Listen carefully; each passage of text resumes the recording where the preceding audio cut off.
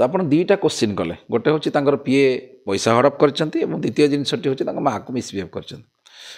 प्रथम जिन हूँ पैसा हड़पर कथा शुणु गोटे लोक पैसा रोजगार करुच्ची ह्यूमान सागर कौन प्रकार भाव में हाफ पेंट पिंधा छुआ नहंती माने जो दूध खाऊ नी माँ ठार सी जड़े मैच्योर्ड लोक जो मैंने जनरल सेन्स संघर्ष कर उपरको उठी था सहजरे गोटे लोक ट्राप करें एत सहजरे जदि देखो ह्यूमान सागर तो मैनेजर रखिले हाँ कि नहीं जदि मनकर गोटे लोक दीप तेजीव ता हाथरा तेल हम कि नहीं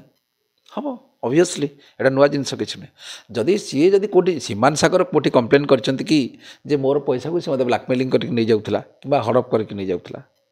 कंप्लेन करछंती कंप्लेन करछंती निश्चित भाव में से जे मैनेजर से जी भी था सी अड़ुआरे पड़े और द्वितीय क्वेश्चन हूँ कौन ना माँ को मिसबिहेव कले माँ को जोटा मिसबिहेव कले वास्तव में यहाँ आपन केवल कष्ट है ओडार अगणित लोक मान जो मैंने ह्यूमान सागर को भल पाती माँ को से भल पाती कौटि ना कौटि समस्त मन में गोटे माने कष्ट जोटा कह जो कष्टा को आम वर्णना करें से भली कष्ट समस्त मन में मत भी वास्तव में एभली जेहेतु देखो यांकर खाद्य वस्त्र बासगृह किए दौला ह्यूमान सागर दौले मैनेजर को हाँ कि नहीं तांकर जो खाइबाटा आसला ड्रेस घर होता कहीं सी पाखे मैनेजर थे तेणु गोटे लोक जो खाद्य वस्त्र बासगृह आमको दौर तार जी माँ आमको आम कौन कहे खाद्य वस्त्र बासगृह दवा लोक चलता फिरता भगवान भगवान जी माँ से भगवान ऊर्धरे तांकू गाली दबाटा माने एटा जदि आपण जमती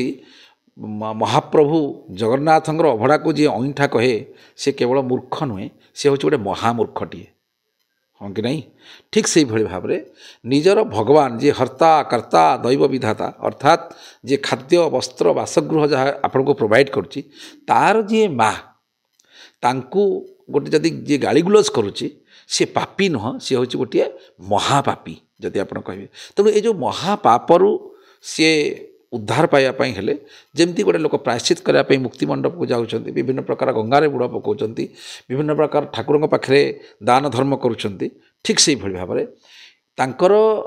मैनेजर जी अच्छा ह्यूमान सागर ये जो महापाप से करते ये महापापरू मुक्ति पाइबापी हेले एकमात्र प्रायश्चित होची माँ गोड़ तले पड़ी कौन क्षमा प्रार्थना करवा ना से क्षमार ये जो पापरू मुक्ति पाइपर ए जन्म नुहे 7 जन्म पर्यंत